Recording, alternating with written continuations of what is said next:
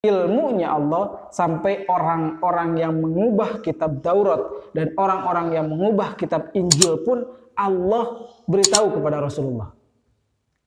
Kalau waktu dulu mungkin apakah benar ya kitab Injil itu ada yang diubah? Apakah benar ya kitab Taurat itu ada yang diubah? Ternyata baru beberapa tahun ke belakang saat ini di era modern ini diketahui benar ternyata Injil yang asli ditemukan di daerah Turki dan itu jauh berbeda dengan Injil yang ada di zaman sekarang. Karena Bismillahirrahmanirrahim. Assalamualaikum warahmatullahi wabarakatuh. Alhamdulillahirabbil alamin. Nahmaduhu wa nasta'inuhu wa nastaghfiruh. Wa na'udzu billahi min syururi anfusina wa min sayyiati a'malina. May yahdihillahu fala mudhillalah wa may yudhlilhu fala hadiyalah. Asyhadu an la ilaha illallah wahdahu la syarikalah wa asyhadu anna Muhammadan abduhu wa rasuluhu alladzi la nabiyya ba'dah. Allahumma shalli wa sallim ala sayyidina Muhammad ibn Abdullah wa ala alihi wa sahbihi wa man tabi'ahum bi ihsanin ila yaumil qiyamah. Amma ba'du fa ya ayyuhal mustami'un usi wa nafsi wa iyyakum bi taqwallah wa ta'atihi la'allakum tuflihun. Haibal kiram, para mustami dan para sahabat setia pesantren online yang saya cintai. Alhamdulillah pada kesempatan hari ini kita bisa bertemu kembali atas qudrat dan iradahnya Allah. Dan mudah-mudahan selalu dan senantiasa saya berdoa agar kita semua mendapatkan hidayah, taufiknya Allah Subhanahu wa taala dan diberikan keistiqomahan kita dalam menegakkan dan menjaga keimanan kita sehingga kita disebut mukmin muttaqin yang sempurna menurut Allah Subhanahu wa taala. Salawat dan salamnya Allah tidak lupa semoga tetap dilimpah curahkan kepada junjungan kita Nabi kita Habibuna wa Nabiyuna wa Rasulana Muhammad sallallahu alaihi wasallam. Tidak lupa kepada para sahabat, para tabi'in, hingga pada kita semua. Dan mudah-mudahan kita semua diaku sebagai umatnya dan kita mendapatkan pertolongan yang paling utama nanti di yaumil qiyamah. Amin ya Allah rabbal alamin. Baik ahibal kiram rahimakumullah.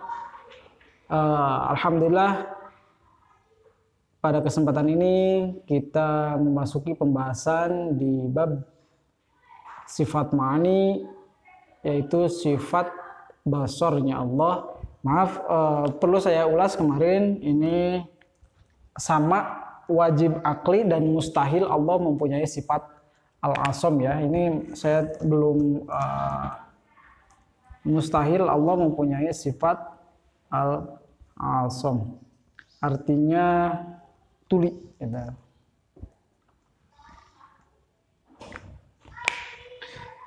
Nah, alhamdulillah ini sudah kita bahas kemarin dan sekarang pembahasan kita akan lanjutkan dengan pembahasan sifat ke-5 dari sifat ma'ani, yaitu sifat ke-6 dari sifat ma'ani, yaitu sifat basor.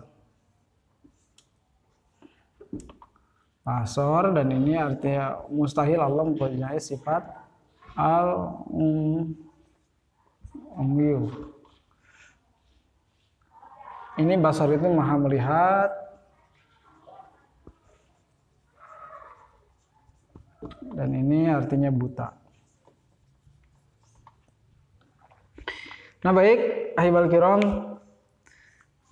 dengan adanya sifat basar ini kita sudah lebih bisa memahami ya, soalnya ini memang sifat ma'ani yang kemarin kita bahas bahwa sifat ma'ani itu adalah sifat yang melekat di zatnya Allah Subhanahu wa taala, dan karena sifat ma'ani inilah kita bisa mengetahui, nanti insya Allah dibahas di sifat ma'nawiyah ya, soalnya itu buah dari atau konsekuensi dari sifat ma'ani. Nah, bagaimana Allah bisa melihat kita? Salah satu contoh gini. Al-Quran Allah turunkan setelah Rasulullah berusia 40 tahun dan setelah pada masa fase fatrahnya kenabian pada waktu itu, yaitu kurang lebih sekitar 500 tahun dari setelah Nabi terakhir yang diutus oleh Allah itu adalah Nabi Isa. Barulah setelah beberapa ratus tahun kemudian, 500 tahun, barulah lahir Nabi Yuna Muhammad SAW. Tapi informasi dan berita yang Allah berikan kepada Nabi Yuna Muhammad SAW itu akurat dengan fakta yang terjadi pada zaman Nabi Isa. Misalkan Nabi Isa itu lahir dari siapa, ayahnya siapa, terus ibunya siapa, dan pengasuhnya siapa. Nanti Allah jelaskan di surah Ali Imran. Yang salah satunya dijelaskan di surah Ali Imran. Ali Imran itu, maaf mungkin saya perlu luruskan ya, soalnya banyak orang yang mengatakan surah Al Imran. Bukan Al Imran, tapi Ali Imran. Artinya keluarga Imran. Jadi Imran itu menikah dengan seorang wanita bernama Hannah dan melahirkan seorang putri yang cantik dan solehah yang bernama Maryam. Nah, karena Hannah dan Imran itu sudah berapa tahun menikah tapi tidak dikaruniai seorang putra, maka dia bernazar, kalaulah diberikan anak maka akan diwakafkan ke Baitul Muqaddas. Artinya pada waktu itu yang Baitul Muqaddas itu yang menjadi tokohnya dan yang menjadi pemegangnya adalah Nabi Zakaria alaihissalam. Nah, lahirnya seorang putri yang diberi nama Maryam. Kemudian setelah besar dia dititipkan di Baitul Muqaddas sampai Nabi Zakaria menyimpannya di sebuah mihrab. Nah, itu dijelaskan di awal-awal surah Al-Baqarah dan nanti diperjelas lagi di surah Al-Imran, dan banyak lagi kisah-kisah menjelaskan tentang Siti Maryam radhiyallahu anha. Terus kalaulah itu bukan informasi dari Allah, lalu dari siapa? Berarti Allah melihat apa yang terjadi pada zaman Nabi Isa alaihissalam. Itu zaman sudah mendekati zaman Rasulullah. Ini zaman Nabi Musa yang jauh sebelum Nabi Isa lahir. Zaman Nabi Musa Allah jelaskan kisah-kisah Bani Israel detail di Al-Quran. Bagaimana Bani Israel itu lahir, dari siapakah beliau lahir. Nabi terus kemana saja mereka pindah, terus siapa saja yang menjadi kabilahnya, dan nabi siapa saja yang mendampingi Bani Israel pada waktu itu dijelaskan oleh Allah detail di dalam Al-Quran, terutama di awal-awal surah Al-Baqarah. Terus bagaimana dia meminta permintaan dan bagaimana sifat dan karakter Bani Israel pada waktu itu sampai sekarang itu dijelaskan detail oleh Allah. Sementara Rasul itu lahir di Makkah, ke Syam, ke Madinah, tapi informasi yang diberikan dari awal penciptaan Nabi Adam alaihissalam sampai penjelasan Nabi Adam punya anaknya berapa, proses Nabi Adam diciptakannya bagaimana, terus menikahnya dengan Siti Hawa seperti apa, terus apa saja yang terjadi syariat-syariat yang ada di zaman Nabi Adam alaihissalam. Terus diceritakan lagi Nabi Nuh, Nabi Hud dan sebagainya, dan semuanya para anbiya dan para solihin, pada waktu itu para nabi dan para rasul, itu Allah berikan informasinya kepada Rasul. Kalaulah Allah tidak melihat apa yang terjadi di muka bumi ini, tidak mungkin informasi yang diberikan kepada Nabi Muhammad itu adalah akurat. Tapi setelah diteliti dan memang itu akurat. Bagaimana Nabi Ibrahim alaihissalam diutus oleh Allah dan diberikan syariat menyembelih hewan kurban, yaitu pada awalnya Nabi Ibrahim alaihissalam disuruh menyembelih anaknya Nabi Ismail. Itu Allah sampaikan kepada Nabi Muhammad alaihissalam, yang pada waktu itu orang yang mengetahui sejarah itu baru sedikit, yaitu orang-orang ahlul kitab, orang yang memegang Injil dan orang yang memegang Taurat. Tapi berkat basarnya Allah, berkat ilmunya Allah, berkat wahyu yang Allah berikan melalui Nabi Muhammad. Nabi Muhammad mengetahui apa yang terjadi pada zaman dari mulai Nabi Adam sampai Nabi terakhir Nabi Isa alaihi salam.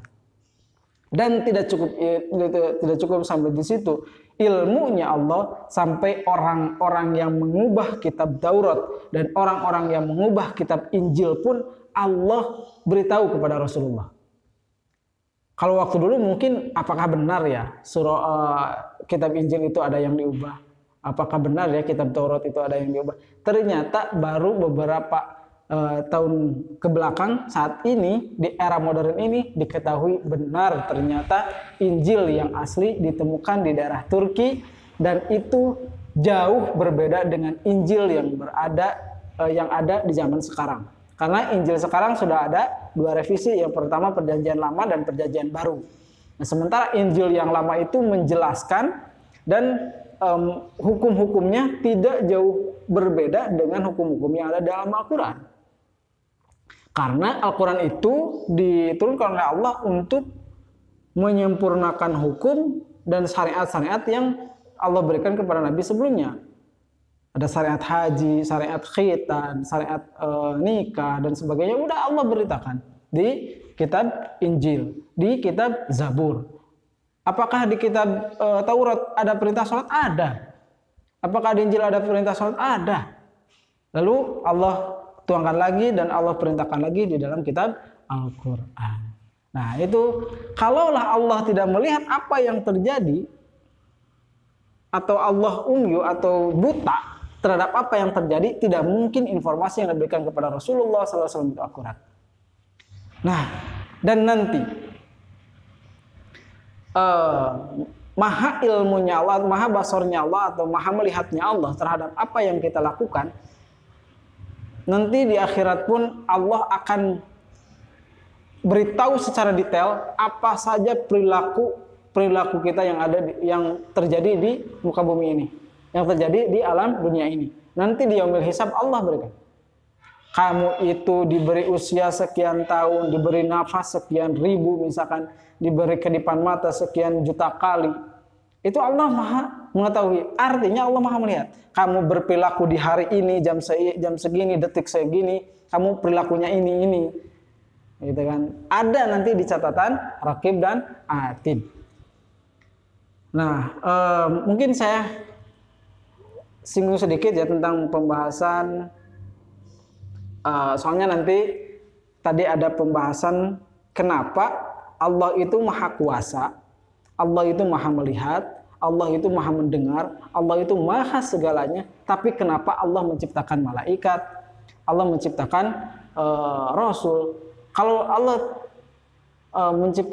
kalau Allah maha kuasa, ya udah Allah aja cukup, tidak perlu malaikat. Kalau Allah maha mengetahui, kenapa harus ada catatan dari malaikat? Kalau Allah maha kuasa, kenapa harus menyuruh malaikat Jibril untuk menurunkan wahyu? Kalau Allah maha kuasa, kenapa tidak langsung kenapa menyuruh malaikat Israil untuk mencabut nyawa? Nah, dan sebagainya. Nah, jadi disinilah jangan langsung kita melihat kepada hakikat, ya, tapi lihatlah hikmah kenapa Allah menciptakan malaikat, kenapa Allah menciptakan Rasul. Karena untuk mendidik manusia itu ada proses dan ada administrasinya. Ya, Allah menciptakan malaikat Raqib dan Atid untuk mencatat semua amal baik dan semua amal jelek kita, supaya ada bukti ketika nanti di pengadilan Allah. Sekarang orang menyembunyikan kebenaran, orang menyembunyikan kebaikan, atau orang yang mengatakan yang baik adalah buruk, buruk adalah baik. Nanti Allah berikan ini catatannya. Yang benar ini, tapi kamu bilang ini yang benar. Padahal yang benar ini catatannya ada, ini buktinya ada. Pada waktu itu, tanggal sekian, jam sekian, dan memang kita sudah tidak bisa mengelak. Karena pengadilan Allah atau hukum Allah di atas hukum segalanya. Dan pengadilan Allah adalah pengadilan yang maha tinggi. Di dunia kita bisa berbohong, di dunia kita tidak bisa memanipulasi data, tapi Allah maha melihat dan Allah nanti akan bukakan semuanya. Biarpun orang lain memandang kita baik, memandang kita orang yang soleh, tapi pada hakikatnya misalkan kita orang yang jelek, maka Allah akan bukakan. Dan begitu pun sebaliknya. Orang memandang kita orang jelek, orang memandang kita orang yang tidak bermanfaat, orang yang memandang kita orang yang tidak bermartabat. Nanti di pengadilan Allah berikan ini ternyata orang baik. Nah, hal ini berarti menjadi satu keyakinan. Allah memberikan pemahaman dalam Al-Quran, pemahaman dalam kitab-kitabnya atau dalam hadis Rasulullah, dalam pendapatnya para ulama, para kiai, para masyayikh, dan memang itu terjadi dan memang itu sesuai fakta, berarti benar Allah itu maha melihat. Ya, jadi ya sudah kita bahas tadi sekilas bahwa kalaulah Allah tidak melihat, kalaulah Allah buta, berarti informasi yang disampaikan kepada Nabi Muhammad SAW itu pasti tidak akan sesuai fakta. Dan itu pasti, contohnya kan gini ya, kalau seseorang pernah ada satu kisah. Jadi ada 3 orang buta, yang buta matanya. 3 orang buta dibawa ke satu ekor hewan yang katakanlah gajah hewannya. Yang orang buta pertama dibawa, kemudian dikasihlah pegangan si gajah ke telinga gajah. Karena dia ingin tahu gajah. Dipegangkanlah si orang buta tersebut kepada telinganya gajah. Sehingga dia berpendapat bahwa gajah itu ternyata sebesar katakanlah kipas. Ya, kipas yang suka dipakai orang jualan sate itu. Jadi karena dipegangnya cuma sebatas kipas, sebatas telinga gajah, maka dia berpendapat bahwa gajah itu segede kipas. Orang kedua dibawa orang buta yang kedua, terus diberitahu gajah itu dan disentuhkan tangannya ke belalainya. Dia berpikir bahwa gajah itu sebesar ular. Nah, begitupun orang ketiga dibawa dan dipegangkanlah si tangannya ke ekornya si gajah. Maka berpendapat bahwa gajah itu kecil, lebih kecil daripada ular. Nah, dari hal ini berarti tidak ada yang benar satupun. Karena kalaulah Allah, jadi logikanya bisa disimpulkan, kalaulah Allah buta, berarti akan menyampaikan informasi yang tidak valid. Misalkan tadi orang yang buta yang pertama ketika ditanya, kalau menurut kamu gajah itu seperti apa? Kalau menurut saya gajah itu seperti ular. Dia akan bersikukuh karena memang dia memegang bahwa itu adalah gajah. Dan orang yang kedua pun akan bersikukuh bahwa gajah itu seperti kipas. Dan itu sesuai asumsi masing-masing. Jadi Allah itu akan memberikan fakta, tidak akan sesuai pada faktanya. Padahal yang kita tahu dan yang normal bisa melihat, gajah itu bukan seperti ular dan juga bukan seperti kipas. Nah, faktanya. Jadi Allah Maha mengetahui itu, dan Allah kalaulah Allah melihatnya dengan alat, yaitu dengan mata misalkan, berarti akan ada masanya di mana mata itu lelah, mata itu capek, dan mata itu butuh istirahat. Ya, di mana kalau mata butuh istirahat, berarti Allah akan tidur. Berarti Allah akan berkedip, dan akan ada kalaulah matanya misalkan sudah lelah, berarti dibutuhkan bantuan untuk menetralisir dan meriset lagi matanya supaya menjadi lebih baik lagi. Itu pasti kalau Allah membutuhkan alat. Nah, karena Allah itu melihatnya dengan sifat, berarti sudah diyakini sifat itu tidak akan rusak. Beda kalau sifat itu nempel di zat yang rusak. Ada kan? Itu sifat. Jadi mungkin itu yang bisa saya sampaikan, karena tidak banyak dan tidak panjang bahasan tentang basornya Allah. Dan insya Allah besok akan menjadi pembahasan terakhir tentang kalamnya Allah di sifat ma'ani, dan mungkin akan kita lanjutkan di pembahasan sifat ma'nawiyah agar kita bisa lebih cepat melalui atau membahas sifat jaiznya Allah, yaitu fi'lu kulli mumkinin. Nanti kita akan bahas itu, dan kita akan bahas selanjutnya akidah nabawiyah atau hal yang wajib di para nabi dan para rasul, dan selanjutnya akan kita bahas akidah sam'iyah. Mungkin itu yang bisa saya sampaikan, ikhwan. Adapun kalau ada kata-kata yang tidak sesuai dengan keilmuan dan tidak sesuai dengan keterangan baik dalam keterangan hadis, Al-Quran, dari ijma para ulama, mohon maaf, itu mutlak dari kesalahan saya pribadi, dan mudah-mudahan ilmu yang saya sampaikan selalu bermanfaat, maslahat, dan bisa menjadi bekal untuk lebih bertakwa kepada Allah Subhanahu wa taala. Hadanallahu wa iyyakum ajmain, usi wa nafsi wa iyyakum taqwallah. Akhirul kalam, assalamualaikum warahmatullahi wabarakatuh.